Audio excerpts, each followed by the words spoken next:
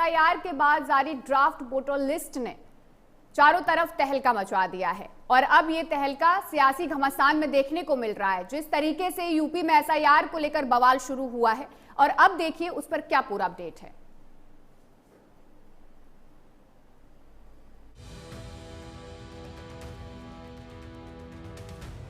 तो हमारे समाजवादी लोग, पीडीए प्रहरी लोग उन पर एफआईआर दर्ज कराएंगे, क्योंकि यही समाजवादी पार्टी का काम है कि केवल और केवल जनता को बहकाना, बरगलाना, उकसाना।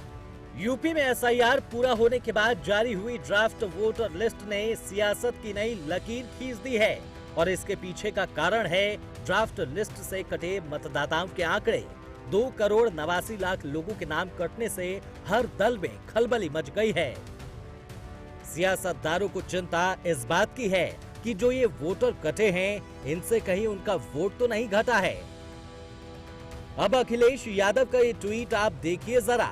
अखिलेश ने एसआईआर के लिए जो पीडीए प्रहरी बनाए थे, उनके प्रयासों को बुलंद करते हुए दावा कर रहे हैं कि पीडीए समाज के ही करोड़ों वोट कट गए हैं, जबकि इसी लाइन में वो ये भी कह रहे हैं कि एक भी वोट कटने न पाए, इसके लिए काम करना है। और दूसरी तरफ अखिलेश यादव ही बीजेपी पर आरोप लगा रहे हैं कि भारतीय जनता पार्टी किसी का भी नकली वोट बनाएंगे, अगर गलत वोट बनाएंगे तो हमारे समाजवादी लोग, पीडीए प्रहरी लोग उन पर एफआईआर दर्ज कराएंगे। जो लोग फर्जी वोट बनाएंगे उन पर पीडीए प्रहरी नजर रख करके और सिंसियरली देख करके उन पर एफआईआर दर्ज कराने की तैयारी करेंगे। दरअसल राजनीति को समझने वाले जानकारों का मानना है कि अखिलेश यादव 2027 के चुनाव को देखते हुए अपने पीडीए फॉर्मूले को धार देना शुरू कर चुके हैं। इसीलिए एसआईआर पर अखिलेश यादव ने जितने भी तंज कसे हैं, उसमें पीडीए का जिक्र जरूर आया है। जबकि वोट कटने की जो बात अखिलेश यादव ट्वीट में करके सियासी बनाने की कोशिश कर रहे हैं, वही बात बीजेपी बिना सियासत को शामिल किए हुए कह रही है।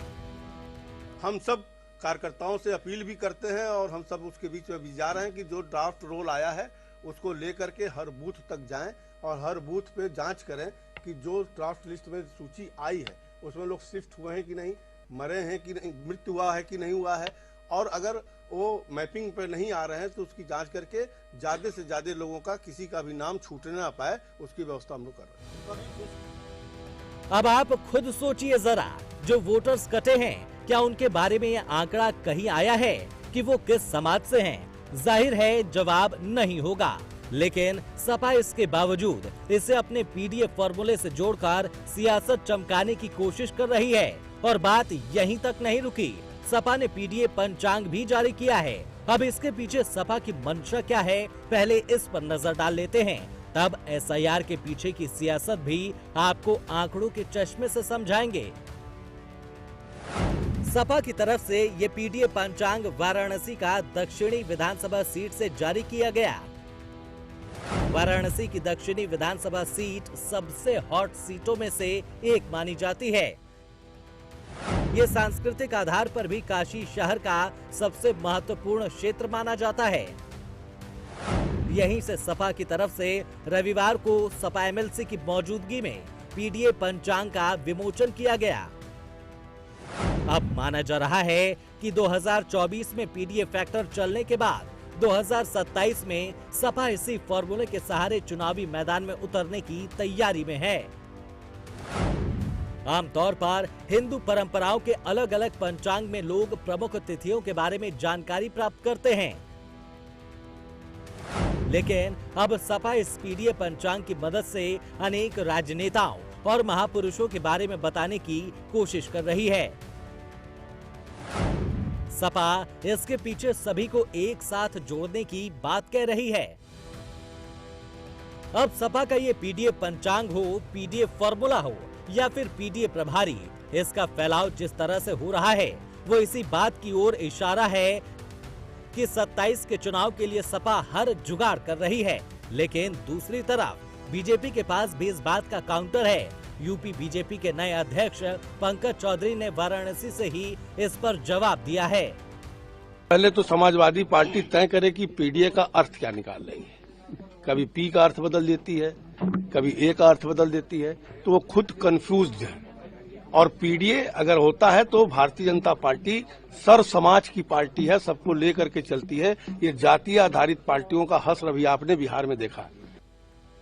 बीजेपी का दावा है कि एसआईआर प्रक्रिया के बाद वोटर लिस्ट ज्यादा साफ, पारदर्शी और भरोसेमंद हुई है और इससे मतदाताओं की भागीदारी और भी बढ़ेगी। लेकिन सपा सवाल उठा रही है, लिहाजा अब सवाल सपा की मंशा पर भी उठ रहे हैं। जब ड्राफ्ट लिस्ट में नाम जोड़ने घटाने का पूरा मौका अभी है, तो फिर सपा को दिक्कत क्यों हो रही है? क्या ये विरोध वोटर के हक का है या फिर उस राजनीति का जिसे शुद्ध वोटर लिस्ट से सबसे ज्यादा नुकसान होने वाला है? क्या सपा को इस बात से परेशानी है कि अब वोटर लिस्ट में वही नाम रह गए हैं जो जमीन पर मौजूद हैं? बीजेपी साफ कह रही है कि ड्राफ्ट लिस्ट अंतिम नहीं है, आपत्तियों का समय है, सुधार की पूरी गुंजाइश है। लेकिन सपा का आक्रामक रुख इशारा करता है कि मुद्दा प्रक्रिया नहीं, सियासी समीकरण है। 2022 में 99 सीटों पर हार जीत का अंतर 1000 से 10,000 वोटों के बीच का था। इन 99 सीटों में बीजेपी को 55, सपा को 35, आरएलडी को 3 सीटें मिली थी, जबकि निषाद पार्टी और सुबह सपा को 2-2, बसपा और कांग्रेस को 1-1 सीटें मिली थी। दरअसल सपा को नुकसान इसलिए हो सकता है क्योंकि यूपी में जिन जिलों में सबसे ज्यादा वोटर कटे हैं, उनमें से कई मुस्लिम बाहुल्य जिले भी हैं और वहां से करीब 20% तक वोटर कम हुए हैं। और ऐसे कई जिले हैं जहां बड़ी संख्या में मुस्लिम आबादी रोजगार या अन्य कारणों से देश के बाहर रहती है, वहां सपा का नुकसान तय माना जा रहा है। 2022 के ही विधानसभा चुनाव में 15 सीटें ऐसी थी जहां जीत हार का मार्जिन 1000 से भी कम था। इनमें से 10 सीटों पर तो परिणाम 500 से भी कम वोटों के अंतर से तय हुआ था। इन 15 सीटों में 9 पर बीजेपी और उसके सहयोगी दलों ने जीत दर्ज की थी, जबकि 6 सीटों पर सपा गठबंधन ने जीत दर्ज की थी। अब इन सीटों पर 32,000 से लेकर 1,12,000 तक वोट कट चुके हैं। लिहाजा सपा जिस तरह से विरोध कर रही है, उससे एक और बड़ा सवाल ये उठता है कि क्या सपा को एसआईआर से लोकतंत्र की चिंता है या फिर डर इस बात का है कि फर्जी वोटों की राजनीति पर लगाम कसने वाली ये प्रक्रिया कहीं सपा की सियासी जमीन न खिसका दे। देखिए, समाजवादी पार्टी ने अपने कार्यकर्ताओं से ये अपील की है कि जाके नीचे ग्राउंड लेवल पे जनता को भ्रमित करे, झूठ बोले, क्योंकि यही समाजवादी पार्टी का काम है कि केवल और केवल जनता को बहकाना, बरगलाना, उकसाना।